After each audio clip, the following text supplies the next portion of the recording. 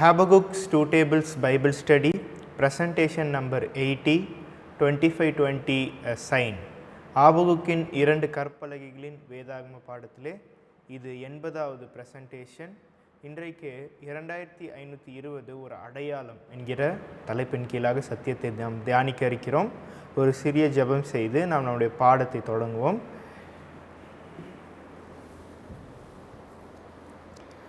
பரலோகத்தில் வீட்டிலிருந்து பூமியின் மனுமக்களாகிய எங்களை கண்ணோக்கி பார்க்கிற பரம தகப்பனே, அப்பா சுவாமி, கிருபையாக ஒவ்வொரு நாளை எங்களுடைய வாழ்க்கையில் கொடுத்து கொண்டு வருகிறீர் தகப்பனே. நீர் யார் என்பதை நாங்கள் உணர்ந்து கொள்ளும்படியாக ஒவ்வொரு நாட்களை எங்களுக்கு கொடுத்து கொண்டு வருகிறீர் அப்பா. முக்கியமாக இந்த கடைசி காலத்திலே எங்களை ஒரு சிறு கூட்டமாக நீர் எழுப்பி இருக்கிறீர் தகப்பனே. ஒரு சிறு கூட்டமாக எங்களை எழுப்பி 1,44,000 பேராக எங்களை சேகரிக்க இருக்கிறீர் தகப்பனே. இந்த மாபெரும் சத்தியங்களை கொடுத்து எங்களை சேகரிக்கிறீர் என்கிறதை நாங்கள் புரிந்து கொண்டு இந்த சத்தியங்களை தியானிக்க கிருபை தரும் தகப்பனே. மாபெரும் சத்தியங்களை சபை கொடுத்தீர் தகப்பனே. இருந்தாலும் நாங்கள் வழிவிட்டு விலகி மறுபடியுமாக வனாந்தரத்திற்குள்ளாக இருளுக்குள்ளாக மறுபடியுமாக பிரவேசித்து விட்டோம் தகப்பனே. இருந்தாலும் உம்முடைய கிருபை நிமித்தமாக, அன்பின் நிமித்தமாக மறுபடியுமாக எங்களை நீர் கூட்டி சேர்க்கிறீர் என்கிற சத்தியத்தை நாங்கள் புரிந்து கொண்டு இந்த சத்தியங்களை தியானிக்க கிருபை தாரும் தகப்பனே. பேசுகிற எனக்கு பரிசுத்த ஆவியானவரின் உதவியை இரட்டிப்பாக கொடுத்தருளும் தகப்பனே. உடைய வார்த்தை மாத்திரம் என் வாயிலிருந்து புறப்பட கிருபை தாரும் தகப்பனே. கேட்கிற ஒவ்வொரு செவன்டே அட்வென்டிஸ்ட் திருச்சபையினரும் இந்த சத்தியத்தினுடைய முக்கியத்துவத்தை புரிந்து கொள்ளும்படி அவருடைய கண்களை திறந்தருள வேண்டுமாய் இயேசுவின் வழியாய் ஜெபிக்கிறேன் தகப்பனே, ஆமேன்.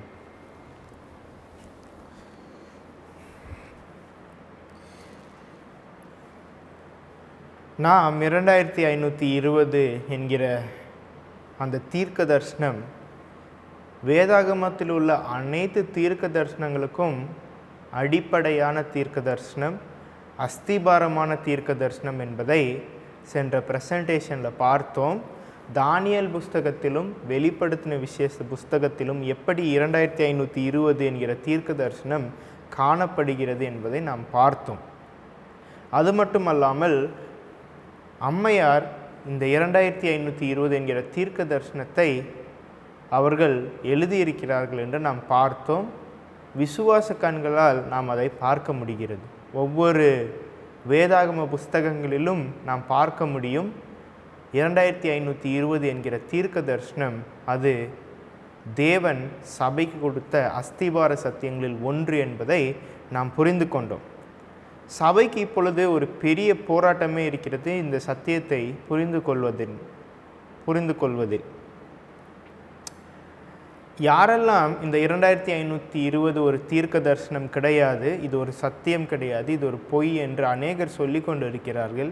சபையிலே ஏன் அப்பேற்பட்ட போதனை வருகிறது என்றால் 2520 என்கிற அந்த போதனை, அந்த சத்தியத்தை குறித்த எந்த ஒரு ஞானமும் இல்லை. அது எப்பொழுது வந்தது, யார் அதை நமக்கு கொடுத்தது, இதை எவ்வாறு சபை புரிந்து கொண்டது என்கிற சரித்திரத்தை நாம் மறந்து போனதினாலே 2520 என்கிற தீர்க்க தரிசனம் ஒரு புதிதான ஒரு பொய்யான ஒரு போதனை என்று அநேகர் நினைத்து கொண்டிருக்கிறார்கள்.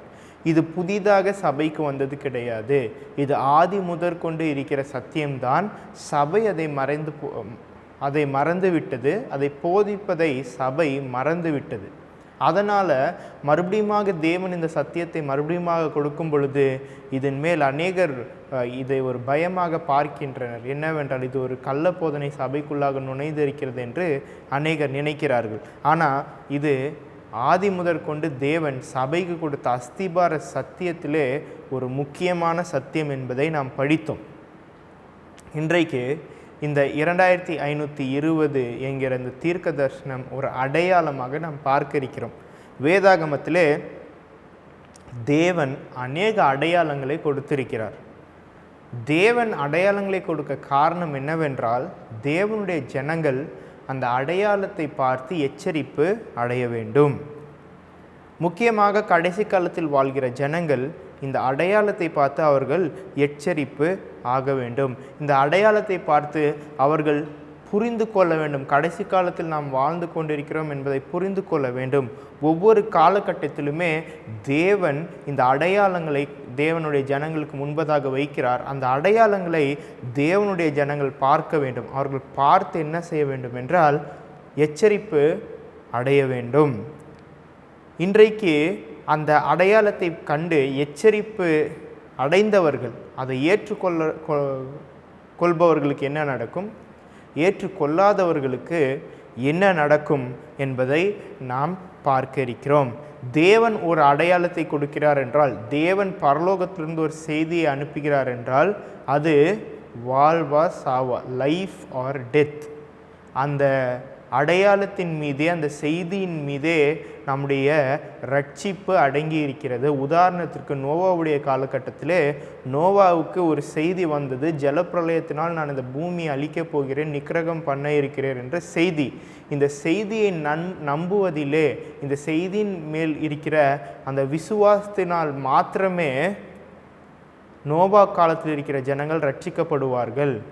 அந்த செய்தியை நிராகரித்து ரட்சிக்கப்படுவது இயலாத காரியம். அப்போ நோவா காலகட்டத்தில் அடையாளம் தேவன் கொடுத்தாரா அனைவரும் பார்க்கும்படி என்றால் கொடுத்தார்.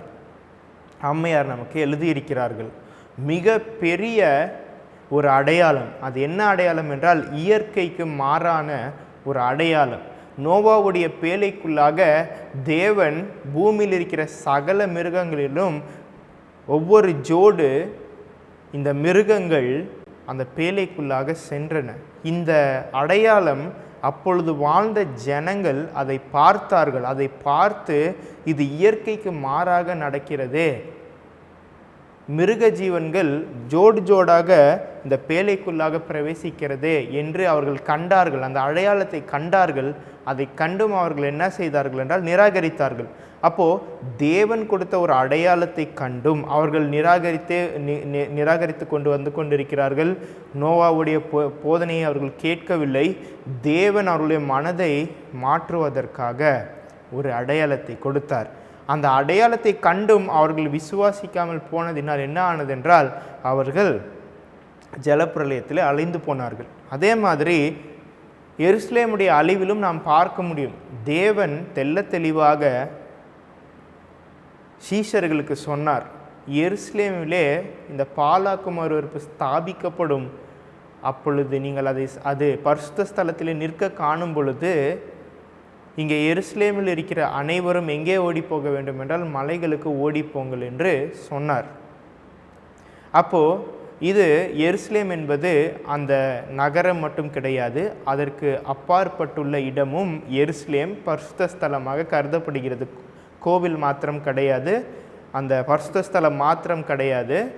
பாலாக்கு மறுவறுப்பு அது எருசலேமை சுற்றி இருக்கிற இடத்தையும் குறிக்கிறது. அப்போது ரோம படைகள் வந்து தங்களுடைய அவர்களுடைய கேம்பை எங்கே நிறுவினார்கள் என்றால் அந்த எருசலேமுக்கு பக்கத்தில் நிறுவினார்கள். இதை அநேகர் கண்டார்கள்.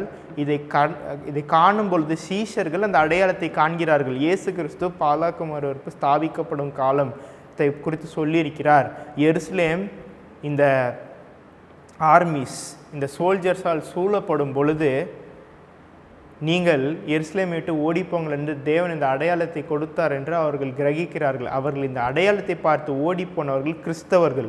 இந்த கிறிஸ்தவர்களில் ஒருவர் கூட மரணிக்கவில்லை. அவர்கள் இயேசு கிறிஸ்துவுக்குள் தஞ்சமடைந்தார்கள். ஆனால் யாரெல்லாம் இந்த அடையாளத்தை கண்டும் அதை கேட்டும் அவர்கள் எருசலேம் உள்ளே இருந்தார்களோ அவர்கள் கிபி 70ஆம் நூற்றாண்டு மரணித்தார்கள். அந்த டிஸ்ட்ரக்ஷன் அழிவிலே அவர்கள் மாண்டு போனார்கள். அப்போ தேவன் ஒரு அடையாளத்தை கொடுக்கும் பொழுது அந்த அடையாளத்தை பார்க்க வேண்டும். அந்த அடையாளத்தை பார்த்து நாம் எச்சரிப்பு அடைய வேண்டும். அந்த எச்சரிப்பு வரும்பொழுதும் நாம் நிராகரித்தோமானால் எப்படி நோவா காலத்தில் ஜனங்கள் அழிந்தார்களோ, எருசலேமின்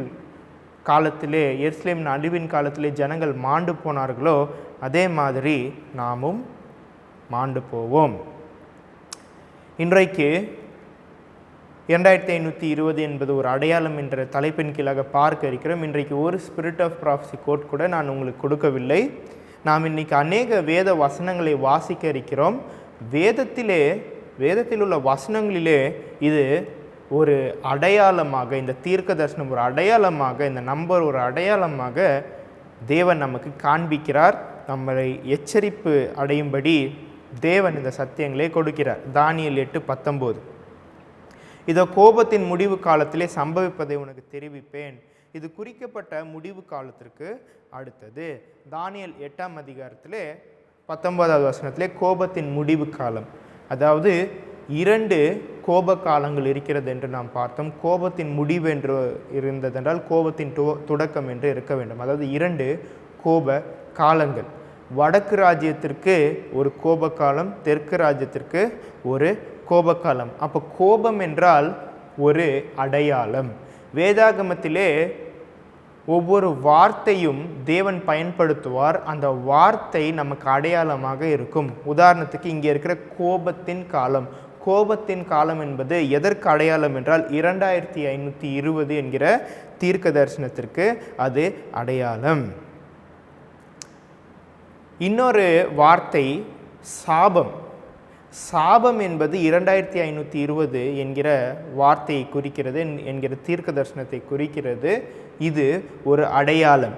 ஏலத்தினையாக உங்களை தண்டிப்பேன். லேவியராகமம் 26வது அதிகாரத்தில் தேவன் தலையாக உங்களை தண்டிப்பேன், ஏலத்தனையாக. அப்போ ஏலத்தனையாக என்கிற வார்த்தை இது எதற்கு அடையாளம் என்றால் இது 2520ற்கு ஒரு அடையாளமாக தேவன் நமக்கு கொடுத்திருக்கிறார். இதை காணும் பொழுது தேவன் இந்த வசனங்களை வைத்திருக்கிறார். இதை ஜனங்கள் காணும் பொழுது தேவன் என்ன அவர்களுக்கு அடையாளமாக சொல்லுகிறார்கள் என்றால், இந்த அடையாளத்திலிருந்து அவர்கள் என்ன புரிந்து கொள்ள வேண்டும் என்றால், நாம் தேவனுடைய சத்தியத்திலிருந்து வழி விலகி போனோம். மறுபடியுமாக தேவன் நம்மை பூர்வ பாதைகளுக்கு அழைக்கிறார். இந்த பூர்வ பாதை என்பது எரேமியா புஸ்தகத்திலே 6:16 வழிகளிலே நின்று எந்த பாதை நல்ல பாதை என்று நீங்கள் தெரிந்து கொண்டு பூர்வ பாதையிலே நீங்கள் திரும்புங்கள் என்றது செய்தி. இதற்கு ஒரு அடையாளம் தான் 2520. தேவன் ஒரு பாதையை வகுத்தார். அந்த பாதையிலிருந்து நாம் வழி விலகிவிட்டோம். மறுபடியுமாக தேவன் ஒரு அடையாளத்தை கொண்டு 2520 என்கிற தீர்க்க தரிசனத்தை கொண்டு தேவன் நம்மை மறுபடியுமாக அழைக்கிறார். அப்போது ஒரு மனிதர், ஒரு கிறிஸ்தவர், ஒரு 7 டே அட்வென்டிஸ்ட் திருச்சபையினர் அவர்கள் தேவனிடம் திரும்ப வேண்டும் என்றால், ஆவிக்குரிய ரீதியாக சபை விழுந்து கிடக்கிறது, மறுபடியுமாக அவர்கள் உயிரடைந்து எழ வேண்டும் என்றால் அவர்கள் இந்த அடையாளத்தை காண வேண்டும். ஏசாயா எப்படி அந்த அடையாளத்தை கண்டாரோ, அந்த தரிசனத்தை கண்ட பிற்பாடு அவர் ஆவிக்குள்ளானார். அவருடைய உண்மையான கண்டிஷனை அவர் புரிந்து கொண்டார். அதே மாதிரி இந்த அடையாளத்தை காணும்போது மாத்திரமே நம்முடைய ஆவிக்குரிய கண்டிஷன் நமக்கு புரிய வரும். லேவியராகமம் 25:26 தேவன் என்ன சொன்னார் என்றால், நான் உங்களுக்கு சில கட்டளைகளை கொடுக்கிறேன், நியமங்களை கொடுக்கிறேன். இதை நீங்கள் இதை பின்பற்றினால் உங்களுக்கு ஆசீர்வாதம், இதை பின்பற்றாவிட்டால் உங்களுக்கு சாபம் என்று தேவன் சொன்னால், 26வது அதிகாரத்திலே வரப்போகிற சாபங்களை எல்லாம் அவர்களுக்கு சொன்னார். இது எதோடு இணைந்திருக்கிறது என்றால் பேரலல் சாப்டர்ஸ். வேதாகமத்திலே சில பகுதிகள் இருக்கும், அது பேரலல், ஒன்றோடு ஒன்று இணைந்து இருக்கும். உதாரணத்துக்கு லேவியராகமம் 25:26 எதோடு இணைந்திருக்கிறது என்றால் உபாகமம் 29வது அதிகாரம். இது இரண்டும் ஒன்றாக செல்லுகிறது, ஒரே பாதையிலே நம்மை நடத்துகிறது. பண்டைய இஸ்ரவேலர்களுடைய வாழ்க்கை சரித்திரம் 7 டே அட்வென்டிஸ்டுடைய வாழ்க்கை சரித்திரம். ஏனென்றால் முன் நடந்ததே பின்னும் நடக்கிறது. அதனால் ஹிஸ்ட்ரி இஸ் ரிப்பீட்டிங், வரலாறு மறுபடியுமே நடந்து கொண்டு இருக்கிறது என்பதை நாம் வாசிக்கிறோம். அதனால் இஸ்ரவேல் ஜனத்துடைய வாழ்க்கையில் என்ன நடந்ததோ அதே காரியம்தான் 7 டே அட்வென்டிஸ்ட் திருச்சபையினுடைய வாழ்க்கையிலும் நடந்து கொண்டிருக்கிறது. இதை நாம் வாசிப்போம். உபாகமம் 29:1. ஓரேப்பிலே இஸ்ரவேல் புத்திரரோடே பண்ணி கொண்ட உடன்படிக்கை அல்லாமல் மோவாபின் தேசத்திலே அவர்களுடைய உடன்படிக்கை பண்ணி கர்த்தர் மோசேக்கு கட்டளையிட்ட வார்த்தைகள் இவைகளே. இங்கே தேவன் இஸ்ரவேல் ஜனத்தோடு உடன்படிக்கை செய்கிறார். எவ்வளவு முறை தேவன் உடன்படிக்கை செய்கிறார் என்றால் 2 முறை உடன்படிக்கை செய்கிறார். முதலாவது எகிப்திலிருந்து இந்த ஜனங்களை வெளியே கொண்டு வந்து அடிமைத்தன வீடாக எகிப்தில் இருந்து அவர்களை வெளியே கொண்டு வந்த பிற்பாடு அவர்களோடு ஒரு உடன்படிக்கை செய்கிறார். அதற்கு பிற்பாடாக கானான் தேசத்திற்குள்ளாக நுழைவதற்கு முன்பதாக அவர் என்ன செய்கிறார் என்றால் ஒரு உடன்படிக்கை செய்கிறார். அப்போது இஸ்ரவேல் ஜனத்தோடு 2 முறை உடன்படிக்கை செய்கிறார். அதே மாதிரி செவன்டே அட்வென்டிஸ்ட் திருச்சபையினரிடம் கூட 2 முறை உடன்படிக்கை செய்கிறார். 1844 1850 வரைக்கும் தேவன் செவன்டே அட்வென்டிஸ்ட் திருச்சபையினரோடு உடன்படிக்கை செய்தார். அவர் உடன்படிக்கை செய்த பிற்பாடு இது முதலாவது உடன்படிக்கை. மறுபடியுமாக 2வது உடன்படிக்கை ஆரம்பிக்கிறது. இந்த 2வது உடன்படிக்கை எப்பொழுது ஆரம்பிக்கிறது என்றால் செப்டம்பர் 11, 2001. செப்டம்பர் 11, 2001 இந்த தேதியிலே இரட்டை கோபுரங்கள் அமெரிக்காவில் விழுந்தது. அது விழும் பொழுது தேவன் சபை 1,44,000 பேரை சேகரிக்க ஆரம்பிக்கிறார். மறுபடியும் உடன்படிக்கை செய்ய ஆரம்பித்தார். இந்த உடன்படிக்கை எப்பொழுது நிறைவேறும் என்றால் இது ஞாயிறு ஆசரிப்பு சட்டம் வரும்பொழுது இந்த காரியம் நிறைவேறும். 2வது உடன்படிக்கை நிறைவேறும். அதனால் பண்டைய இஸ்ரவேலர்களிடம் தேவன் எப்படி 2 முறை உடன்படிக்கை செய்தாரோ மறுபடியுமாக செவன்டே அட்வென்டிஸ்ட் திருச்சபையினரிடம் உடன்படிக்கை 2 முறை தேவன் செய்கிறார். உபாகம் 29:2 மோசே இஸ்ரவேலர் எல்லாரையும் வரவழைத்து அவர்களை நோக்கி, எகிப்து தேசத்தில் உங்கள் கண்களுக்கு முன்பாக பார்வோனுக்கும் அவனுடைய எல்லா ஊழியக்காரருக்கும் அவனுடைய தேசம் முழுவதற்கும் கர்த்தர் செய்த பெரிய சோதனைகளையும் பெரிய அடையாளங்களையும் அற்புதங்களையும் கண்ணார கண்டீர்களே. ஆகிலும் கர்த்தர் உங்களுக்கு உணரத்தக்க இருதயத்தையும் காணத்தக்க கண்களையும் கேட்கத்தக்க காதுகளையும் இந்நாள் வரைக்கும் கொடுக்கவில்லை. மோசே ஜனங்களிடம் என்ன சொல்கிறார் என்றால், எகிப்து தேசத்திலே நீங்கள் சகல வாதைகளை கண்டீர்கள், அற்புதங்களையும் அடையாளங்களையும் கண்டீர்கள். ஆனால் தேவன் உங்களுக்கு ஒன்றை அருளவில்லை. அது என்னவென்றால் தேவன் அருளவில்லை என்று கிடையாது, அவர்கள் தேவன் அருளுகிறார், இவர்களுடைய இருதயம் அதற்கு சித்தப்படவில்லை. அப்போ இவர்களுக்கு என்ன இல்லை என்றால் உணரத்தக்க இருதயமும் காணத்தக்க கண்களும் கிடையாது. அப்போ அந்த அடையாளத்தை கண்டு விசுவாசிக்கிற கண்கள் இவர்களுக்கு இல்லாமல் போனது. தேவன் அடையாளத்தை கொடுத்தார். எகிப்து தேசத்திலே அந்த வாதைகளை அனுப்பினார். இந்த அடையாளங்களை அவர் கண்டு இதுதான் அவர்களுடைய விசுவாசத்தின் தொடக்கம். இந்த விசுவாசத்தின் தொடக்கத்தை அவர்கள் முடிவு வரைக்கும் அவர்கள் பிடித்திருக்க வேண்டும். ஆனால் அவர்கள் அப்படி அந்த விசுவாசத்தை பிடித்திருக்கவில்லை. அதனால்தான் இங்கே அந்த அடையாளத்தை இவர்கள் காணவில்லை, அவர்களால் பார்க்க முடியவில்லை. அதுதான் நம்முடைய திருச்சபையினுடைய வாழ்க்கையிலும் நடந்து கொண்டிருக்கிறது. தேவன் நம்மை உலகத்திலிருந்து ஒரு சபையாக பிரித்து கொண்டு வந்தார். எப்படி நம்மை பிரித்து கொண்டு வந்தார் என்றால் அவர் பரலோகத்திலிருந்து கொடுத்த சத்தியங்கள் மூலியமாக, இந்த சத்தியங்கள் மூலியமாக தேவன் சபையை 2ஆக, அதாவது புரொட்டஸ்டன்ட் சபை 2ஆக பிரித்தார். ஒன்று அப்பாஸ்டேட் புரொட்டஸ்டன்டிசம், செவன்டே அட்வென்டிஸ்ட் திருச்சபை, வடக்கு ராஜ்யம் தெற்கு ராஜ்யம். தேவன் 2ஆக பிரித்து செவன்டே அட்வென்டிஸ்ட் திருச்சபையை கூட்டி வந்தார். ஆனால் ஆதியிலே நாம் கொண்டிருந்த விசுவாசம் 2520 என்கிற தீர்க்க தரிசனம் எல்லாம் நம்முடைய விசுவாசம், அதை நாம் விட்டுவிட்டோம். உபாகமம் 29:5 கர்த்தராகிய நான் உங்கள் தேவன் என்று நீங்கள் அறிந்து கொள்ளும்படிக்கு நான் 40 வருஷம் உங்களை வனாந்தரத்தில் நடத்தினேன். உங்கள் மேல் இருந்த வஸ்திரம் பாழாய் போகவும் இல்லை, உங்கள் காலில் இருந்த பாதரட்சைகள் பழையதாய் போகவும் இல்லை. தேவன் ஜனத்தை வனாந்தரத்திலே நடத்தினார். அவர்கள் முறுமுறுத்த போதிலும் வனாந்தரத்திலே நடத்தினார். அதே மாதிரி 1863ஆம் ஆண்டு தேவனுக்கு விரோதமாக சபை என்ன செய்தது என்றால் வனாந்தரத்திற்குள்ளாக சென்றது, இருளுக்குள்ளாக சென்றது. இந்த 2 சாட்சியும் அஸ்திபார சாட்சியை நிராகரித்து சொந்தமாக ஒரு சாட்டை நாம் போட்டு நாம் வனாந்தரத்திற்குள்ளாக நாம் சென்றோம், இருளுக்குள்ளாக சென்றோம். இருந்தாலும் அந்த இருளிலே தேவன் நம்மை நடத்தினார். அந்த இருளிலே தேவன் நம்மை நடத்தி கொண்டு வருகிறார். அவருக்கு விரோதமாகவே நாம் செய்து கொண்டு வந்தோம். உபாகமம் 29:6 நீங்கள் அப்பம் சாப்பிடவும் இல்லை, திராட்சரசம் மதுவும் குடிக்கவும் இல்லை என்றார். அதாவது இந்த அப்பம் திராட்சரசம் என்பது உடன்படிக்கைக்கு ஒப்பாக இருக்கிறது. தேவன் கொடுத்த உடன்படிக்கை, நான் உங்களோடு உடன்படிக்கை செய்தேன், ஆனால் நீங்கள் இந்த உடன்படிக்கையிலே நிற்கவில்லை என்று சொல்கிறார். செவன்டே அட்வென்டிஸ்ட் திருச்சபையினோடு உடன்படிக்கை செய்தார். ஒவ்வொரு காலகட்டத்திலும் தேவன் சபையோடு உடன்படிக்கை செய்வார். உடன்படிக்கை செய்து அந்த உடன்படிக்கை ஒப்பந்தத்திற்குள்ளாக அந்த சபை நிலைத்திருக்க வேண்டும். அதை நிலைத்திராவிட்டால் அந்த ஒப்பந்தம் முறிந்து போகும். அதே மாதிரி செவன்த் டே அட்வென்டிஸ்ட் திருச்சபையினரும் அவர்கள் இந்த ஒப்பந்தத்திலிருந்து மீறி போனார்கள். அவர்கள் ஏன் அப்படி மீறினார்கள் என்றால், இங்கே அப்பம் புசிக்காமல் திராட்சை ரசம் குடிக்காமல் இருக்கிறார்கள், ஆனால் என்னத்தை செய்தார்கள் என்று பாருங்கள். உபாகமம் 29:9, இப்பொழுதும் நீங்கள் செய்வதெல்லாம் உங்களுக்கு வாய்க்கும்படிக்கு இந்த உடன்படிக்கையின் வார்த்தைகளை கை கொண்டு அவைகளின்படி செய்வீர்களாக. நான் உங்களோட மாத்திரம் இந்த உடன்படிக்கையும் இந்த ஆணையையும் உறுதியையும் பண்ணாமல் இன்று இங்கே நம்மோடே கூட நம்முடைய தேவனாகிய கர்த்தருடைய சமூகத்தில் நிற்கிறவர்களோடையும் இன்று இங்கே நம்மோட இராதவர்களோடையும் கூட அதை பண்ணுகிறேன். இங்கே ஓத் என்கிற வார்த்தை அவர்கள் தேவனுடைய உடன்படிக்கையில் நிற்கவில்லை. இருந்தாலும் இங்கே தேவன் ஒன்று சொல்லுகிறார், மறுபடியுமாக நான் உங்களோட ஒரு உடன்படிக்கை செய்கிறேன். உடன்படிக்கை என்பது ஓத் என்றால் ஒரு தேவன் ஒரு உடன்படிக்கை செய்கிறார். அதாவது இது எபிரேய பதத்திலே 7 தலையை குறிக்கிறது, 7 தனை. அப்போது தேவன் இங்கே மறுபடியுமாக நான் உங்களோட உடன்படிக்கை செய்கிறேன் என்று அந்த ஜனங்களோடு சொல்லுகிறார்.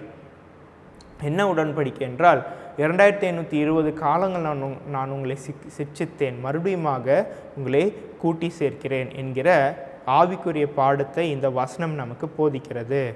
29:19, அப்படிப்பட்டவன் இந்த ஆணையுறுதியின் வார்த்தைகளை கேட்டும் தாகத்தின் நிமித்தம் வெறிக்க குடித்து மன இஷ்டப்படி நடந்தாலும் எனக்கு சுகமுண்டாய் இருக்கும் என்று தன் உள்ளத்தை தேற்றி கொண்டால் கர்த்தர் அவனை மன்னிக்க சித்தமாயிறார்.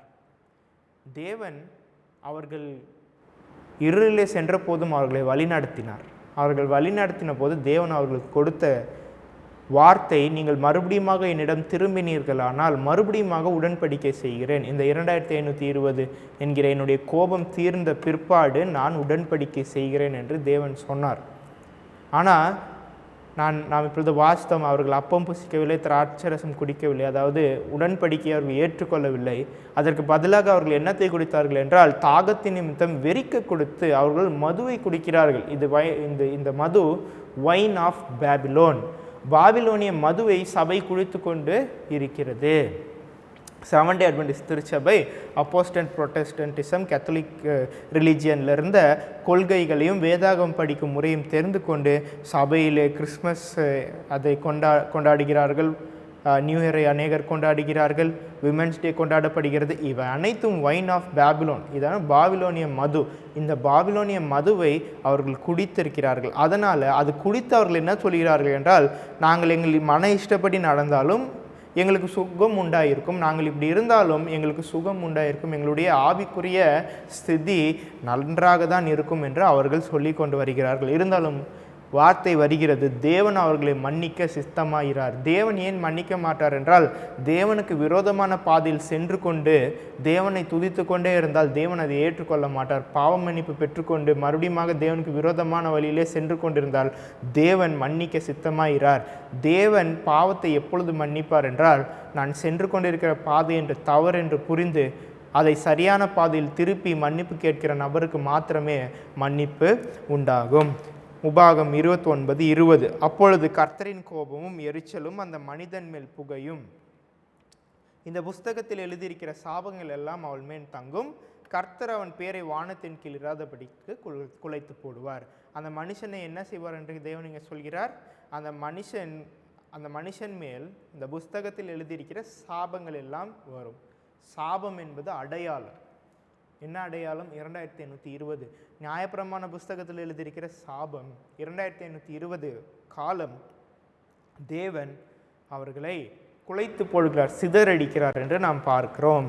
21வது வசனம், இந்த நியாயப்பிரமாண புஸ்தகத்தில் எழுதியிருக்கிற உடன்படிக்கையினுடைய சகல சாபங்களின்படியும் அவனுக்கு தீங்காக கர்த்தர் இஸ்ரவேல் கோத்திரங்கள் எல்லாவற்றிற்கும் அவனை புறம்பாக்கி போடுவார். அதற்கு அவர்களுடைய பிதாக்களின் தேவனாகிய கர்த்தர் அவர்களை எகிப்து தேசத்திலிருந்து புறப்பட பண்ணும்போது அவர்களுடைய பண்ணின உடன்படிக்கையை அவர்கள் விட்டு போய் தாங்கள் அறியாமலும் தங்களுக்கு ஒரு பலனும் அளிக்காமலும் இருக்கிற தேவர்களாகிய வேறே தேவர்களை சேவித்து அவைகளை பணிந்து கொண்ட படியினாலே கர்த்தர் இந்த புஸ்தகத்தில் எழுதியிருக்கிற சாபங்கள் எல்லாவற்றையும் இந்த தேசத்தின் மேல் வரப்பண்ண அதின் மேல் கோபம் மூண்டவராகி அவர்களை கோபத்தினாலும் உக்கிரத்தினாலும் மகா எரிச்சலினாலும் அவர்களுடைய தேசத்திலிருந்து வேரோடே பிடுங்கி இந்நாள் இருக்கிறது போல அவர்களை வேறே தேசத்தில் எரிந்து விட்டார் என்று சொல்லப்படும். அவர்கள் தேவனுக்கு விரோதமாயிருந்து அவர்கள் என்ன செய்கிறார்கள் என்றால் அந்நிய தேவர்களை சேவிக்கிறதுனால உடன்படிக்கையை விட்டு விலகுகிறார்கள். அதனால் என்ன நடக்கிறது என்றால் தேவன் அவருடைய கோபத்தினாலும் உக்கிரத்தினாலும் எரிச்சலினாலும், இது அனைத்துமே 2520, இதெல்லாம் தேவனுடைய கோபம், தேவனுடைய நியாய தீர்ப்பு. அவருடைய நியாய தீர்ப்பின்படி அவர்களை சிதறடிக்கிறார். 2520 வருட காலம் அவர்களை சிதறடிக்கிறார். உபாகமம் 29:29 மறைவானவைகள் நம்முடைய தேவனாகிய கர்த்தருக்கே உரியவைகள், வெளிப்படுத்தப்பட்டவைகளோ இந்த நியாயப்பிரமாணத்தின் வார்த்தைகளின்படி எல்லாம் செய்யும்படிக்கு நமக்கும் நம்முடைய பிள்ளைகளுக்கும் என்றென்றைக்கும் உரியவைகள். இங்கே மறைவானவைகள் என்ற வார்த்தை கொடுக்கப்பட்டிருக்கிறது. சீக்ரெட். தேவனுக்கு தேவனுடைய ஆதியிலே அவருடைய சிந்தையிலே இருக்கிறது மறைவானவைகள். இது வெளிப்படுத்தப்படும். இது வெளிப்படுத்தப்படும் பொழுது அது எதற்காக ஜனங்களுக்கு வெளிப்படுத்தப்படுகிறது என்றால், இது நியாயப்பிரமாணத்தின் வார்த்தைகளின்படியெல்லாம் செய்யும்படிக்கு நமக்கும் நம்முடைய பிள்ளைகளுக்கும் என்றென்றைக்கும் உரியவைகள். நாம் அந்த வழியிலே நடப்பதற்காக, தேவனுடைய வழியிலே நடப்பதற்காக இந்த மறைவான காரியங்கள் வெளிப்படுத்தப்படுகிறது.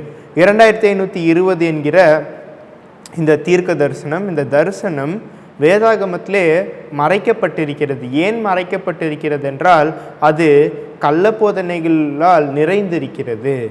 அதனால் தேவன் இப்பொழுது அதை ஜனங்களுக்கு இந்த கடைசி காலத்திலே வெளிப்படுத்துகிறார். அப்போது வெளிப்படுத்தும் பொழுது இந்த அடையாளத்தை நாம் பார்க்க வேண்டும். உபாகமம் 30:1 நான் உனக்கு முன்பாக வைத்த ஆசீர்வாதமும் சாபமும் ஆகிய இந்த காரியங்கள் எல்லாம் உன்மேல் வரும் பொழுது நீ உன் தேவனாகிய கர்த்தரால் துரத்தி விடப்பட்டு எல்லா ஜாதிகளிடத்திலும் போயிருக்கும் பொழுது நீ உன் இருதயத்தில் சிந்தனை செய்து உன் தேவனாகிய கர்த்தரிடத்திற்கே திரும்பி இன்று நான் உனக்கு கற்பிக்கிறபடியெல்லாம் நீயும் உன் பிள்ளைகளும் உங்கள் முழு இருதயத்தோடும் உங்கள் முழு ஆத்மாவோடும் அவருடைய சத்தத்திற்கு செவி கொடுத்தால் உன் தேவனாகிய கர்த்தர் உன் சிறையிருப்பை திருப்பி உனக்கு இறங்கி உன் தேவனாகிய கர்த்தர் உன்னை சிதறடித்த எல்லா ஜனங்களிடத்திலும் இருக்கிற உன்னை திரும்ப சேர்த்து கொள்ளுவார். உன்னுடையவர்கள் வானத்தின் கடையான திசை மட்டும் துரத்துண்டிருந்தாலும் உன் தேவனாகிய கர்த்தர் அங்கே இருக்கிற உன்னை கூட்டி அங்கே இருந்து உன்னை கொண்டு வந்து. இந்த 4 வசனங்களிலே நமக்கு இப்போ கேதரிங். தேவன் தம்முடைய கோபத்தினாலே ஜனங்களை சிதறடிக்கிறார். ஆனால் அவருடைய இரக்கங்களாலே மறுபடியுமாக தேவன் சேர்த்து கொள்கிறார். இந்த 4 வசனங்களிலே எப்பொழுது அவர் சேர்த்து கொள்கிறார் என்றால், நீங்கள் உங்களுடைய தவறான காரியங்களுக்கு நீங்கள் வருந்தி என்ன செய்ய வேண்டும் என்றால், முழு இருதயத்தோடும் ஆத்மாவோடும் தேவனுடைய சத்தம், என்ன சத்தம் இது? திரும்ப வாருங்கள் என்று அழைக்கிற சத்தத்திற்கு நாம் செவி கொடுப்போமானால், சத்தியத்திற்கு நாம் செவி கொடுப்போமானால் சிறையிருப்பை தேவன் திருப்புகிறார். நாம் வனாந்திரத்திற்குள்ளாக சென்றோம், இருளுக்குள்ளாக சென்றோம். மறுபடியுமாக தேவன் சத்தியங்களை கொடுத்து நம்மை மறுபடியுமாக அழைக்கிறார். அப்படி அழைக்கும் பொழுது யாரெல்லாம் அந்த சத்தத்தை கேட்கிறார்களோ அவர்களை தேவன் சேகரிக்கிறார். இப்பொழுது தேவன் நம்மை சேகரிக்க வேண்டும் என்றால் நாம் என்ன செய்ய வேண்டும் என்றால் அடையாளத்தை பார்க்க வேண்டும். வேதாகமத்திலே அநேக அடையாளங்கள் இருக்கிறது. ஒரு நபர் சேகரிக்கப்படுவதற்கு மனதுள்ளவராய் இருந்தாரானால், சித்தம் உள்ளவராய் இருந்தாரானால் தேவன் கொடுக்கிற அடையாளத்தை முன்பதாக அவர் காண்பார். உதாரணத்திற்கு வில்லியம் மில்லரை நாம் எடுத்துக்கொள்வோம். வில்லியம் மில்லர் அவரை தேவன் சேகரித்தார். எப்படி என்றால், அவர் இந்த ஜனம், கிறிஸ்துவ ஜனம் 1260 வருட காலங்கள் இருளிலே இருந்தது, சிதறடிக்கப்பட்டது. சிதறடிக்கப்பட்ட இறுதியிலே 2520 வருடங்களில் இறுதியிலே அவர்களை தேவன் சேகரித்தார். 1798ஆம் ஆண்டு தேவன் சேகரித்தார். அப்படி சேகரிக்கும் பொழுது ஒரு தீர்க்கதரிசியை எழுப்புகிறார். இந்த செய்தியை உரைக்கிறதற்கு, நான் உங்களை மறுபடியும் கூட்டி சேர்க்கிறேன் என்று உரைக்கிறதற்கு வில்லியம் மில்லர் என்கிற நபரை தேவன் தெரிந்து கொண்டார். அப்போ தேவன் அவருக்கு முதலாவதாக காண்பித்த தீர்க்க தரிசனம் 2520. ஏன் முதலாவது தேவன் காண்பித்தார், இரண்டாவது காண்பித்திருக்க வேண்டியதானே? 2300 ராப்பகல் முதலாவது கொடுத்து விட்டு 2520 தீர்க்க தரிசனத்தை பின்பதாக கொடுத்திருக்கலாம். ஆனால் தேவன் அப்படி கொடுக்கவில்லை. ஏனென்றால் தேவனுக்கு தெரியும், முன்பதாக நான் இந்த ஜனங்களை சிதறடித்தேன், இப்பொழுது மறுபடியும் சேகரிக்க போகிறேன். அப்போ நான் சேகரிக்க போகிறதுக்கு ஒரு தீர்க்கதரிசியை எழுப்ப வேண்டும். கேதரிங் ப்ராஃபெட், அதாவது தேவன் கூட்டி சேர்க்கும் பொழுது ஒரு தீர்க்கதரிசியை தேவன் எழுப்புகிறார். அப்போ தேவன் கூட்டி சேர்க்கிறார். இப்பொழுது அதற்கு அடையாளம் என்னவென்றால் 2520. இந்த அடையாளத்தை பார்க்கிறவர்கள் யாவருமே அவர்கள் என்ன செய்வார்கள் என்றால், அவர்கள் தேவனுடைய ஜனமாக சேர்க்கப்படுவார்கள். தேவன் லிட்ரல் இஸ்ரேல், அப்பொழுது இருந்த இஸ்ரேலை சிதறடித்தார். வில்லியம் மில்லர் காலகட்டத்தில் ஆவிக்குரிய இஸ்ரவேலை எழுப்பினார். சிதறடிக்கப்பட்டது பண்டைய இஸ்ரவேலர்கள். தேவன் ஆவிக்குரிய இஸ்ரவேலர்களை அவர் சேகரித்தார். அப்போ ஒரு மனிதர் இந்த அடையாளத்தை பார்த்து இதை புரிந்து கொண்டு தன்னை தான் தாழ்த்தும் பொழுது தேவன் அவரை சேர்த்து கொள்கிறார். சேர்த்து கொண்ட பிற்பாடு அவர் என்ன செய்ய வேண்டும் என்றால், சில காஸ்பல் கண்டிஷன்ஸ் இருக்கிறது. அப்படி என்றால் சுவிசேஷ நியமங்கள், அதற்கு பின்பதாக சுவிசேஷ நியமங்களை அவர் கை கொள்ள வேண்டும். சுவிசேஷ நியமங்கள் என்றால் நம் அனைவருக்கும் தெரியும். முன்பதாக நாம் இயேசு கிறிஸ்துடைய பாடுகளை பார்த்து, இயேசு கிறிஸ்து நமக்காக கல்வாரியிலே மரணித்தார் என்று நாம் பார்ப்போம். அதை பார்த்து விட்ட பிற்பாடு நமக்கு என்ன வரும் என்றால், நம்முடைய பாவத்தை குறித்த அறிவு வரும்.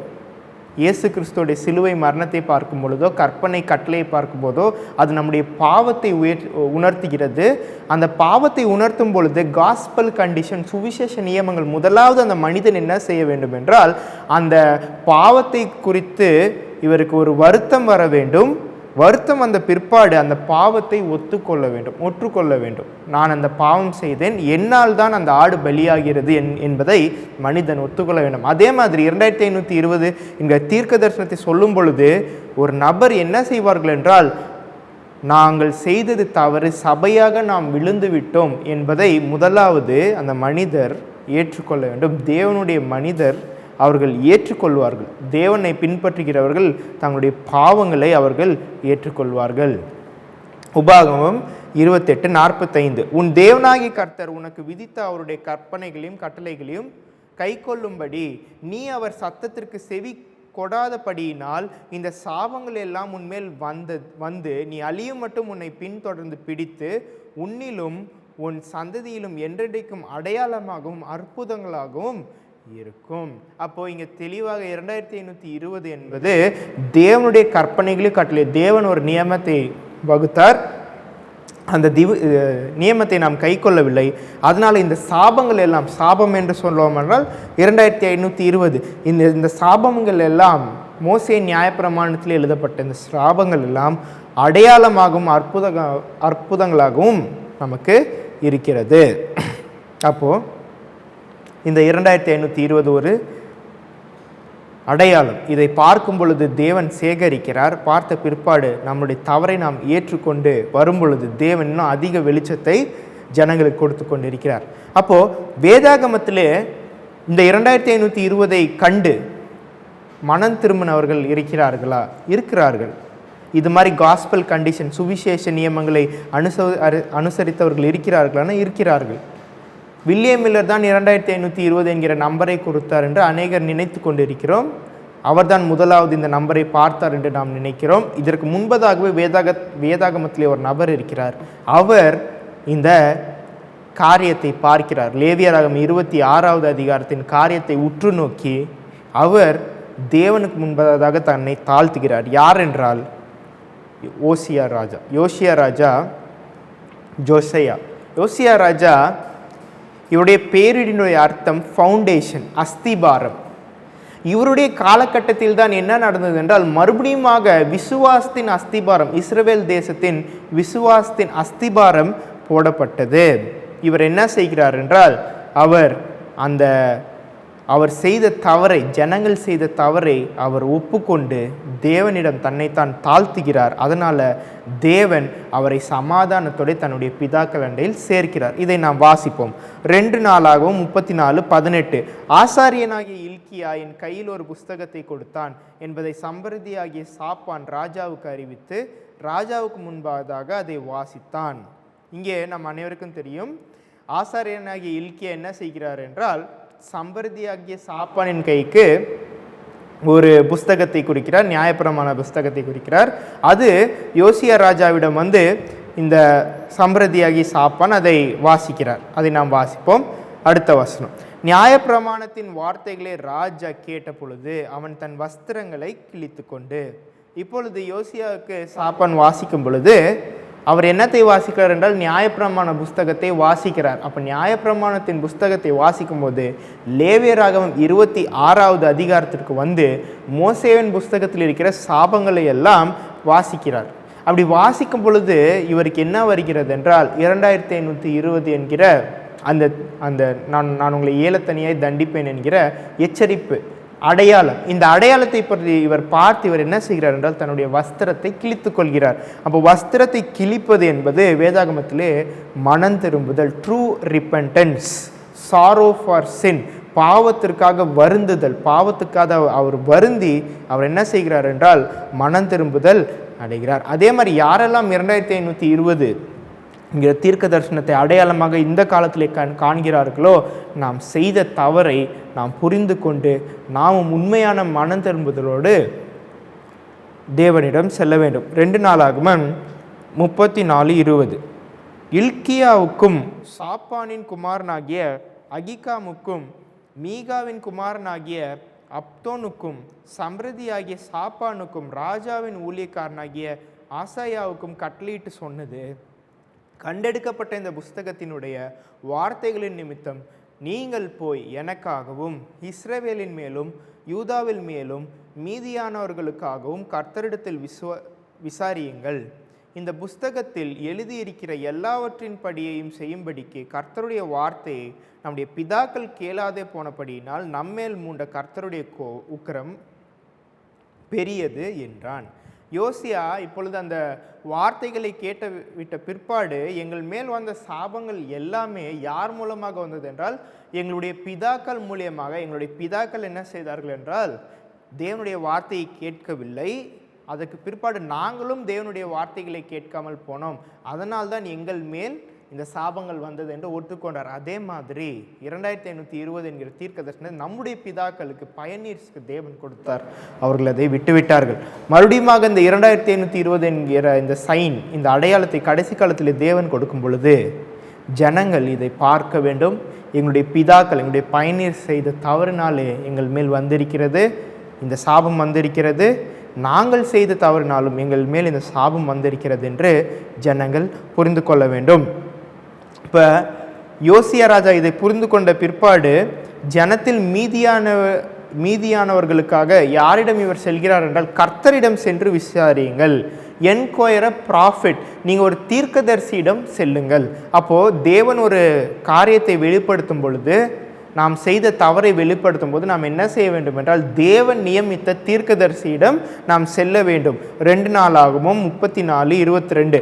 அப்பொழுது இல்க்கியாவும் ராஜா அனுப்பின மற்றவர்களும் அஸ்ராவின் குமாரனாகிய திக்வாத்தின் மகனான சல்லும் என்னும் வத்திரசாலை விசாரிப்புக்காரன் மனைவியாகிய உல்தால் என்னும் தீர்க்கதரிசியானவளிடத்திற்கு போனாள். யாரிடம் போகிறோம்? ஒரு தீர்க்கதரிசி கிடையாது, தீர்க்கதரிசியானவள், ஒரு லேடி ப்ராஃபிட். யாரை குறிக்கிறது என்றால் எலன் ஒயிட் அம்மையாரை குறிக்கிறது. எலன் ஒயிட் அம்மையார் வேதாகமத்திலே இருக்கிற இந்த 2520 பற்றி அநேக சாட்சிகளாக எழுதியிருக்கிறார்கள். இதை பார்க்கும்படி நம்முடைய கண்களை திறந்தருள வேண்டும் என்று நாம் தேவனிடம் ஜெபிக்க வேண்டும். அப்போது யோசியாவுக்கு இந்த அடையாளம் காணப்பட்ட போது யோசியா மனம் வருந்தி எங்கே செல்கிறார் என்றால் ஒரு தீர்க்கதரிசியானவளிடத்திற்கு செல்கிறார். அதே போல் நாமும் எலன் ஒயிட் அம்மையாருடைய ரைட்டிங்ஸ், அவங்களுடைய எழுத்துக்களிடம் நாம் சென்று உண்மையான சத்தியம் என்பதை நாம் கற்றுக்கொள்ள வேண்டும். அவள் எருசலேமில் 2ஆம் வகுப்பில் குடியிருந்தால் அவளுடைய அதை பற்றி பேசினார்கள். அவள் இவர்களை நோக்கி, உங்களை என்னிடத்தில் அனுப்பினவருக்கு நீங்கள் சொல்ல வேண்டியது என்னவென்றால், இஸ்ரவேலின் தேவனாகிய கர்த்தர் உரைக்கிறதாவது, இதோ யூதாவின் ராஜாவுக்கு முன்பாக வாசிக்கப்பட்ட புஸ்தகத்தில் எழுதியிருக்கிற சகல சாபங்களும் ஆகிய பொல்லாப்பை நான் இந்த ஸ்தலத்தின் மேலும் இதன் குடிகள் மேலும் வரப்பண்ணுவேன். அவர்கள் என்னை விட்டு தங்கள் கைகளின் கிரியைகள் எல்லாவற்றிலும் என கோபம் உண்டாக்க வேறே தேவங்களுக்கு தூபங்காட்டினபடியினால் என் உக்கிரம் அவிந்து போகாதபடிக்கு இந்த ஸ்தலத்தின் மேல் இறங்கும் என்று கர்த்தர் உரைக்கிறார்.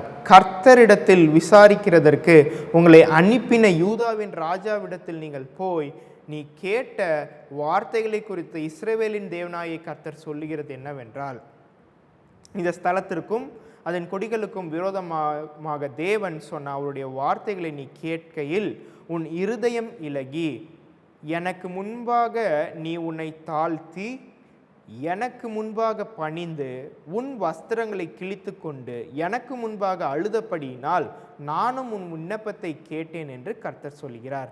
இப்போ அந்த தீர்க்கதரிசியானவள் ராஜாவிடத்திற்கு ஆட்களை திரும்ப அனுப்பி, தேவன் நிர்ணயித்த சாபங்கள் எல்லாம் ஜனங்கள் மேல் வந்து தீரும். 2520 வருட காலம் அவர்கள் அடிமைத்தனத்தில் தான் இருப்பார்கள். இருந்தாலும் நீ யார்? யோசியா ராஜா, நீ அவருடைய சத்தத்திற்கு செவி கொடுத்து அவருடைய வார்த்தைகளை கேட்கையில், அதாவது அந்த அடையாளத்தை நீ பார்க்கையில் உன் இருதயம் இலகி. அவருடைய இருதயம் என்ன ஆகிறது என்றால் இலகுகிறது. எனக்கு முன்பாகதாக உன்னை தாழ்த்தி, ஹம்பிள்னஸ், அவர் தன்னைத்தான் தாழ்த்துகிறார். ஒரு ராஜாவாக இருந்த போதிலும் அந்த அடையாளத்தை பார்த்து தன்னைத்தான் தாழ்த்தி எனக்கு முன்பதாக பணிந்து வஸ்திரங்களை கிழித்து கொண்டபடியினால் தேவனுக்கு முன்பதாக மனத்தாழ்மையோடு அவர் என்ன செய்கிறார் என்றால் அவருடைய தவறை ஏற்றுக்கொள்கிறார். அப்படி ஏற்றுக்கொண்டு அழுகிறார். அப்பொழுது நானும் உன்னுடைய விண்ணப்பத்தை கேட்பேன். அடுத்த வசனம், இதோ நான் இந்த ஸ்தலத்தின் மேலும் இதன் குடிகள் மேலும் வரப்பண்ணும் எல்லா பொல்லாப்பையும் உன் கண்கள் காணாதபடிக்கு நீ சமாதானத்தோட உன் கல்லறையில் சேர்த்து கொள்ளப்பட நான் உன்னை உன் பிதாக்கள் அண்டையிலே சேர பண்ணுவேன் என்கிறார் என்று சொன்னால் அவர்கள் ராஜாவுக்கு மறு செய்தி கொண்டு போனார்கள். இப்போ இவர் வேதாகமத்திலே ஒரு அடையாளம் நமக்கு என்னவென்றால், ஒரு நபர் காட்டப்படுகிற ஒரு அடையாளத்தை பார்த்து புரிந்து கொண்டு தேவனிடம் தாழ்மையுள்ளவராகி தன்னுடைய பாவத்தை ஒற்றுக்கொண்டாரானால் என்ன ஆகும் என்றால், தேவன் அவரை சமாதானத்தோட கல்லறையில் சேர பண்ணுவார். இப்பொழுது ஒரு காலம் வர இருக்கிறது, ஞாயிறு ஆசிரிப்பு சட்டம். அந்த ஞாயிறு ஆசிரிப்பு சட்டத்திலே என்ன ஆக போகிறது என்றால், செவன்த் டே அட்வென்டிஸ்ட் திருச்சபை முழுவதுமாக வில்லரிக்கிறது, ஆவிக்குரிய சபை முழுவதுமாக வில்லரிக்கிறது. அந்த பெரிய தீங்கு வர இருக்கிறது. அதற்கு முன்பதாகவே இப்பொழுது நம்மை தாழ்த்தி தேவனிடம் இந்த 2520 என்கிற இந்த அடையாளத்தை பார்த்து நம்மை தாழ்த்தி நம்முடைய தப்பை ஒப்புக்கொண்டோமானால் சமாதானத்தோட தேவன் நம்மை ஆவிக்குரிய ரீதியாக காப்பார். 144,000 பேராக நம்மை சேர்ப்பார். நம்மை தேவன் காப்பார். 144,000 பேர் அவர்கள் உண்மையான லேவியர்கள். அவர்கள் விக்கிரக ஆராதனைக்கு விழமாட்டார்கள். ஞாயிறு ஆசிரிப்பு சட்டம் வரும் பொழுது அவர்கள் விழாமல் நிற்பார்கள். இது யோசியா ராஜாவிடமிருந்து நாம் தெரிந்து கொள்கிற பாடம். லேவியராகமம் 26:33, ஜாதிகளுக்குள்ளே உங்களை சிதறடித்து உங்கள் பின்னாக பட்டயத்தை உருவேன், உங்கள் தேசம் பாலும் உங்கள் பட்டணங்கள் வனாந்திரமும் ஆகும். லேவியராகமம் 26 தேவனுடைய சாபத்தை குறித்து பேசுகிறது. லேவியராகமம் 26:34, நீங்கள் உங்கள் சத்துருக்களின் தேசத்தில் இருக்கும்போது தேசமானது பாலாய் கிடைக்கிற நாளெல்லாம் தன் ஓய்வு நாட்களை ரம்மியமாய் அனுபவிக்கும். அப்பொழுது தேசம் ஓய்வடைந்து தன் ஓய்வு நாட்களை ரம்மியமாய் அனுபவிக்கும். நீங்கள் அதிலே குடியிருக்கும் பொழுது அது உங்கள் ஓய்வு வருஷங்களில் ஓய்வடையாதபடியினாலே அது பாலாய் கிடைக்கும் நாளெல்லாம் ஓய்வடைந்திருக்கும். உங்கள் உயிரோடு மீதியாய் இருப்பவர்களின் இருதயங்கள் தங்கள் சத்துருக்களின் தேசங்களில் மனத்தளர்ச்சியடையும்படி செய்வேன். அசைக்கிற இலையின் சத்தமும் அவர்களை ஓட்டும். அவர்கள் பட்டயத்திற்கு தப்பி ஓடுகிறது போல ஓடி துரத்துவார் இல்லாமல் விழுவார்கள். துரத்துவார் இல்லாமல் பட்டயத்திற்கு முன் விழுவது போல ஒருவர் மேல் ஒருவர் இடறி விழுவார்கள். உங்கள் சத்துருக்களுக்கு முன் நிற்க உங்களுக்கு பலன் இராது. புறஜாதிகளுக்குள்ளே அழிந்து போவீர்கள். உங்கள் சத்துருக்களின் தேசம் உங்களை பட்சிக்கும். உங்களில் தப்பினவர்கள் தங்கள் அக்கிரமங்களின் நிமித்தமும் தங்கள் பிதாக்களின் அக்கிரமங்களின் நிமித்தமும் உங்கள் சத்துருக்களின் தேசங்களிலே வாடி போவார்கள். அவர்கள் எனக்கு விரோதமாக துரோகம் பண்ணி நடப்பித்த தங்கள் அக்கிரமத்தையும் தங்கள் பிதாக்களின் அக்கிரமத்தையும் இடுகிறதும் அன்றி அவர்கள் எனக்கு எதிர்த்து நடந்தபடியினால் நானும் அவர்களுக்கு எதிர்த்து நடந்து அவர்களுடைய சத்துருக்களின் தேசத்திலே அவர்களை கொண்டு போய் விட்டதையும் அறிக்கையிட்டு விருத்த சேதனம் இல்லாத தங்கள் இருதயத்தை தாழ்த்தி தங்கள் அக்கிரமத்திற்கு கிடைத்த தண்டனையை நியாயம் என்று ஒத்துக்கொண்டால். இப்பொழுது லேவியராகமத்தில் இந்த சாபத்தை குறித்து பேசும் பொழுது அவர்கள் செய்த தவறின் நிமித்தமாக இந்த சாபங்கள் எல்லாம் அவர்கள் மேல் வந்தது. இருந்தாலும் அவர்கள் அந்த தேசத்தில் இருக்கும் பொழுது தங்களை தாங்கள் தாழ்த்தி இந்த சத்துருக்கள் கையில் தேவன் எங்களை அனுமதித்தார், எங்களுடைய பாவத்தின் நிமித்தமாக தான் அனுமதித்தார் என்று அவர்கள் எண்ணி தங்கள் இருதயத்தை தாழ்த்தினால் என்ன ஆகும் என்று தேவன் சொல்கிறார். லேவியராகமம் 26:42, நான் யாக்கோபோடே பண்ணின என் உடன்படிக்கையும் ஈசாக்கோடே பண்ணின என் உடன்படிக்கையும் ஆபிரகாமோடே பண்ணின என் உடன்படிக்கையும் நினைப்பேன், தேசத்தையும் நினைப்பேன். தேவன் தன்னுடைய உடன்படிக்கையை நினைக்கிறார். நாம் ஆதியிலே நாம் வாசித்தோம், 2 முறை தேவன் உடன்படிக்கை செய்கிறார் என்று நாம் பார்த்தோம். பண்டைய இஸ்ரவேலர்களோடு 2 முறை உடன்படிக்கை செய்தார்.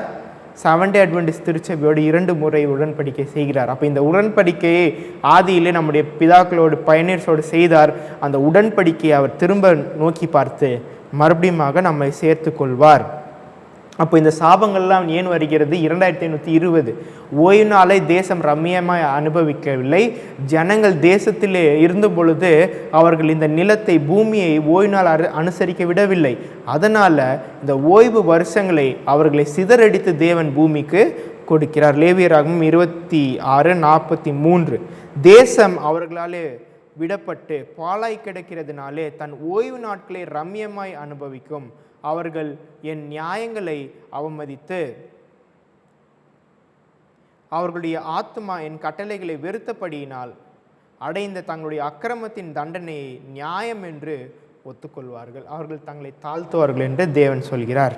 அப்போ தேவன் கூட்டி சேர்க்கிறார், சிதறடிக்கிற ஜனங்களை கூட்டி சேர்க்கிறார் என்பதற்கு அடையாளங்கள் சாபம், பிரமாணம் என்ற அநேக அடையாளங்களை வேதத்தில் வைத்திருக்கிறார். ஏலத்தனையான தண்டனை, இவை அனைத்தும் நமக்கு 2520 காட்டுகிறது. இதைதான் தானியேலும் செய்தார். தானியேல் அவர் நாம் அனைவருக்கும் தெரியும், 9வது அதிகாரத்திலே தானியேல் 2 புஸ்தகங்களை வாசிக்கிறார். மோசேயினுடைய நியாயப்பிரமாண புஸ்தகம், எரேமியாவின் புஸ்தகம். இந்த 2 புஸ்தகங்களையும் பார்த்து அவர் புரிந்து கொண்டது, தேவன் கொடுத்த நியமங்களை, கட்டளைகளை எங்களுடைய பிதாக்கள் மீறினார்கள். அதனால் நாங்கள் இவ்வாறு இருக்கிறோம், நாங்களும் அதை மீறினோம். இப்பொழுது நாங்கள் என்ன செய்ய வேண்டும் என்றால், நாங்கள் தேவனுக்கு முன்பதாக எங்களை தாழ்த்தி அவரிடம் திரும்பும் பொழுது அவர் எங்களை கூட்டி சேர்த்துக் கொள்கிறார் என்ற சத்தியத்தை தானியேல் நமக்கு தானியேல் புஸ்தகத்திலே வைத்திருக்கிறார். அதை வாசிப்போம். தானியேல் 9:5 நாங்கள் பாவம் செய்து அக்கிரமக்காரராய் இருந்து துன்மார்க்கமாய் நடந்து கலகம் பண்ணி உம்முடைய கற்பனைகளையும் உம்முடைய நியாயங்களையும் விட்டு அகன்று போனோம். உமது நாமத்தினாலே எங்கள் ராஜாக்களோடும் எங்கள் பிரபுக்களோடும் எங்கள் பிதாக்களோடும் தேசத்தினுடைய சகல ஜனங்களோடும் பேசின தீர்க்கதரிசிகளாகிய உம்முடைய ஊழியக்காரருக்கு செவி கொடாமற் போனோம்.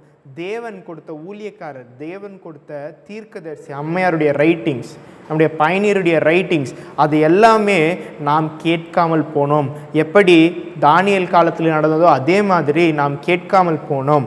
ஆண்டவரே, நீதி உமக்கே உரியது. உமக்கு விரோதமாக செய்த துரோகத்தின் நிமித்தம் உம்மாலே சமீபமும் தூரமுமான எல்லா தேசங்களிலும் துரத்தப்பட்டிருக்கிற யூத மனுஷரும் எருசலேமின் குடிகளும் சகல இஸ்ரவேலரும் ஆகிய நாங்கள் இந்நாளில் இருக்கிறபடியே வெட்கம் எங்களுக்கே உரியது. இங்கே வெட்கப்படுகிறார். முதலாவதாக அந்த நியாயப்பிரமாணத்தை வாசித்த பிற்பாடு, புஸ்தகத்தை வாசித்த பிற்பாடு, எங்களுக்கு நடந்த ஒவ்வொரு காரியமும், நாங்கள் சிதறப்பட்டு இருக்கிற ஒவ்வொரு காரியமும், இதை நாங்கள் பார்க்கும் பொழுது யூதா மனுஷரும் எருசலேம் மனுஷரும் இஸ்ரவேல் மனுஷரும் நாங்கள் வெட்கப்படுகிறோம். எங்களுடைய பிதாக்களுடைய பாவத்திற்கு வெட்கப்படுகிறோம், எங்களுடைய பாவத்திற்கு வெட்கப்படுகிறோம். இதுதான் 2520 என்கிற தீர்க்கதரிசனை பார்க்கிறவர்களுக்கு வரக்கூடிய எண்ணம். அவர்கள் இருதயத்திலே இந்த சாரோ ஃபார் சின், பாவத்தினுடைய இந்த சாரோ, இது அவர்களுக்கு வர வேண்டும். தானியேல் 9:8 ஆண்டவரே, உமக்கு விரோதமாக பாவம் செய்தபடியால் நாங்களும் எங்கள் ராஜாக்களும் எங்கள் பிரபுக்களும் எங்கள் பிதாக்களும் வெட்கத்திற்குரியவர்களானோம். அவருக்கு விரோதமாக நாங்கள் கலகம் பண்ணி அவர் தீர்க்கதரிசிகளாகிய தம்முடைய ஊழியக்காரரை கொண்டு எங்களுக்கு முன்பாக வைத்த அவருடைய நியாயப்பிரமாணங்களின்படி நடக்கத்தக்கதாக நாங்கள் அவருடைய சத்தத்திற்கு செவி கொடாமல் போனோம். நாங்கள் தேவன் வகுத்த வழியை, அவருடைய ஊழியக்காரரை கொண்டு எங்களுக்கு போதித்த வழியை நாங்கள் பின்பற்றவில்லை. ஆனாலும் எங்கள் தேவனாகிய ஆண்டவரிடத்தில் இரக்கங்களும் மன்னிப்புகளும் உண்டு. இஸ்ரவேலர் எல்லாரும் உமது நியாயப்பிரமாணத்தை மீறி உமது சத்தத்திற்கு செவி கொடாமல் விலகி போனார்கள். அவருக்கு விரோதமாக பாவம் செய்தோம். ஆகையால் தேவனுடைய தாசனாகிய மோசேயின் நியாயப்பிரமாணத்திலே புஸ்தகத்தில் எழுதியிருக்கிற சாபமும் ஆணையாக்கினையும் எங்கள் மேல் வந்தது. தானியேல் 9:11 வாசித்தோம். 9:11 அட்டாக். 9:11 என்ன ஆனது? Come back to old boss, திரும்ப வாருங்கள். அப்போ இந்த வசனம் நமக்கு என்னத்தை போதிக்கிறது என்றால், நீங்கள் நியாயப்பிரமாண சத்தத்திற்கு விலகி போனீர்கள், அவருக்கு விரோதமாக பாவம் செய்து. அப்போ இங்கே தானியேல் தனக்காக மாத்திரம் பேசல, ஒட்டுமொத்த நேஷனுக்காகவும் ஒட்டுமொத்த தேசத்திற்காகவும் பேசுகிறார். இஸ்ரவேலர் எல்லாரும் உமது நியாயப்பிரமாணத்தை மீறினார்கள். அப்போ செவன்த் டே அட்வென்டிஸ்ட் திருச்சபையினர் அனைவருமே நாம் என்ன செய்தோம் என்றால், நாம் உடன்படிக்கையை விட்டு விலகினோம். மறுபடியுமாக தேவன் நம்மை அழைக்கிறார். அதனால் தான் நம் மேல் சாபம் வந்திருக்கிறது, நாம் சிதறப்பட்டிருக்கிறோம். மறுபடியுமாக தேவன் கூட்டி சேர்க்கிறார். 9:12 எருசலேமில் சம்பவித்தது போல வானத்தின் கீழ் எங்கும் சம்பவியாதிருக்கிற பெரிய தீங்கை எங்கள் மேல் வரப்பண்ணினதினால் அவர் எங்களுக்கும் எங்களை நியாயம் தீர்த்த நியாயாதிபதிகளுக்கும் விரோதமாக சொல்லியிருந்த தம்முடைய வார்த்தைகளை நிறைவேற்றினார். மோசேயின் நியாயப்பிரமாண புஸ்தகத்தில் எழுதியிருக்கிறபடியே இந்த தீங்கெல்லாம் எங்கள் மேல் வந்தது. ஆனாலும் நாங்கள் எங்கள் அக்கிரமங்களை விட்டு திரும்புகிறதற்கும் உங்களுடைய சத்தியத்தை கவனிக்கிறதற்கும் எங்கள் தேவனாய கர்த்தரின் முகத்தை நோக்கி கெஞ்சினதில்லை. இங்கே மறுபடியுமாக இவ்வளவு நடந்த பிற்பாடும் இந்த தீங்கு, நியாயப்பிரமாணத்தில் எழுதியிருக்கிற தீங்கு என்றால் 2520 என்கிற இந்த சாபம், இதெல்லாம் எங்கள் மேல் வந்தும் நாங்கள் தேவனுடைய முகத்தை நோக்கவில்லை. ஆதலால் கர்த்தர் கவனமாக இருந்து அந்த தீங்கை எங்கள் மேல் வரப்பண்ணினார். தேவன் கவனமாக இருக்கிறது என்னென்றால், அவர் தீர்க்க தரிசனத்திலே ஒன்று நிர்ணயித்தார் என்றால் அது கச்சிதமாக நடக்கும். அவர் நேரத்தை பின்பற்றுகிற தேவன். 2520 என்கிற ஒரு தேதியை குறித்தார் என்றால் அந்த தேதி இருக்கும் வேதாகமத்திலே, அது எப்பொழுதுமே இருக்கும். அந்த தீங்கு எப்பொழுதுமே தேவன் நிர்ணயித்த ஒன்று, அது ஜனங்கள் மேல் வரும். எங்கள் தேவனாகிய கர்த்தர் தாம் செய்து வருகிற தம்முடைய கிரியைகளில் எல்லாம் நீதியுள்ளவர். நாங்களும் அவருடைய சத்தத்திற்கு செவி கொடாமற் போனோம். இப்பொழுது உமது ஜனத்தை பலத்த கையினால் எகிப்து தேசத்திலிருந்து புறப்பட பண்ணி இந்நாள் வரைக்கும் இருக்கிறபடி உமக்கு கீர்த்தியை உண்டாக்கின எங்கள் தேவனாகிய ஆண்டவரே, நாங்கள் பாவம் செய்து துர்மார்க்கராய் நடந்தோம். ஆண்டவரே, உம்முடைய சர்வ நீதியின்படியே உமது கோபமும் உக்கிரமும் உம்முடைய பரிசுத்த பர்வதமாகிய எருசலேம் என்னும் உம்முடைய நகரத்தையும் விட்டு திரும்பும்படி செய்யும். எங்கள் பாவங்களினாலும் எங்கள் பிதாக்களின் அக்கிரமங்களினாலும் எருசலேமும் உம்முடைய ஜனமாகிய நாங்களும் எங்கள் சுற்றுப்புறத்தார் யாவருக்கும் நிந்தையானோம். இப்பொழுதும் எங்கள் தேவனே, நீர் உமது அடியானுடைய விண்ணப்பத்தையும் அவனுடைய கெஞ்சுதலையும் கேட்டு பாலாய் கிடைக்கிற உம்முடைய பரிசுத்த ஸ்தலத்தின் மேல் ஆண்டவரின் நிமித்தம் உமது முகத்தை பிரகாசிக்க பண்ணும். மறுபடியுமாக தன்னைத்தான் இங்கே அவர் தாழ்த்துகிறார், அவர் கெஞ்சுகிறார் தேவனிடம். ஏனென்றால் அவர் நியாயப்பிரமாண புஸ்தகத்தில் இருக்கிற சாபத்தை தானியேல் வாசிக்கிறார். தானியேல் 9:18 என் தேவனே, உம்முடைய செவியை சாய்த்து கேட்டருளும், உம்முடைய கண்களை திறந்து எங்கள் பாலிடங்களையும் உமது நாமம் தரிக்கப்பட்டிருக்கிற நகரத்தையும் பார்த்தருளும். நாங்கள் எங்கள் நீதிகளை அல்ல, உம்முடைய மிகுந்த இரக்கங்களையே நம்பி எங்கள் விண்ணப்பங்களை உமக்கு முன்பாக செலுத்துகிறோம். ஆண்டவரை கேளும், ஆண்டவரை மன்னியும், ஆண்டவரை கவனியும். என் தேவனே, உம்முடைய நிமித்தமாக அதை தாமதியாமல் செய்யும். உம்முடைய நகரத்திற்கும் உம்முடைய ஜனத்திற்கும் உம்முடைய நாமம் தரிக்கப்பட்டிருக்கிறதே என்றான். இதை வாசித்த பிற்பாடு தானியேல் அந்த 2 புஸ்தகங்களையும் வாசித்த பிற்பாடு, தேவன் சொல்லியிருக்கிற சாபத்தை வாசித்த பிற்பாடு அவர் என்ன செய்கிறார்? தன்னைத்தான் தாழ்த்துகிறார். தன்னைத்தான் தாழ்த்தி ஹீஸ் மீட்டிங் காஸ்பல் கண்டிஷன், சுவிசேஷ நியமங்களை ஏற்றுக்கொண்டு தன்னைத்தான் தாழ்த்தி பாவத்தை ஒப்புக்கொண்டு ஜனத்திற்காகவும் அவர் ஜெபிக்கிறார். அதே மாதிரி நாமும் இந்த 2520 என்கிற தீர்க்க தரிசனத்தை பார்க்கும் பொழுது இதை நாம் பார்த்து நாம் உண்மையான மனம் திரும்புதல் அடைந்து நம்முடைய பாவங்களை நாம் ஒப்புக்கொள்ள வேண்டும். நாம் தவறி போனோம், ஜனமாக தவறி போனோம் என்கிற அந்த காஸ்பல் கண்டிஷன், அந்த மனம் திரும்புதல் நமக்கு வர வேண்டும். அப்படி வரும் பொழுது தேவன் நமக்கு உடன்படிக்கை செய்கிறார். மறுபடியும் 1,44,000 பேராக நம்மை சேர்க்கிறார். சேர்த்த பிற்பாடு மறுபடியும் ஒரு உடன்படிக்கை செய்து அந்த உடன்படிக்கையின் மூலமாக உலகம் முழுவதற்குமாக உரத்த சத்த செய்தியை கொடுக்கறதற்கு நம்மை சேகரிக்கிறார். முதலாவது செய்தி செவன் டே அட்வென்டிஸ்ட் திருச்சபைன்னு இருக்குது. இரண்டாவது செய்தி உலகத்தில் இருக்கிற ஞாயிறு ஆசரிப்பு செய்கிற நபர்களுக்கு. அப்போ முதலாவது செய்தியை யாரெல்லாம் அங்கீகரிக்கிறார்களோ சபையிலே அவர்கள் 1,44,000 பேராக மாறுகிறார்கள். இந்த 1,44,000 பேர் சென்று அவர்கள் உரத்த சத்த செய்தியை அறிவிக்கிறார்கள். இவை அனைத்திற்கும் தேவன் சேகரிக்கிறார், சிதறடித்தார், மறுபடியும் சேகரிக்கிறார். இது 2520 என்கிற அந்த நம்பர் மூலியமாக தேவன் நமக்கு கொடுக்கிற செய்தி. இதை நிராகரித்து ரட்சிக்கப்படுவது இயலாத ஒரு காரியம். நாம் ஜெபம் செய்வோம். அப்பா பிதாவை தகப்பனே, இந்த நாளை கிருபையாய் கொடுத்ததுக்காக நன்றி செலுத்துகிறேன் தகப்பனே. அப்பா, நீர் எங்களை சிதறடித்தீரப்பா. நாங்கள் உம்முடைய பேச்சை கேட்காமல் போனோம் தகப்பனே, சத்தத்திற்கு செவி கொடாமல் போனோம் தகப்பனே. மறுபடியும் எங்களை கூட்டி சேர்க்கிறீர், அதற்காக ஒரு அடையாளத்தை கொடுத்திருக்கிறீர் தகப்பனே.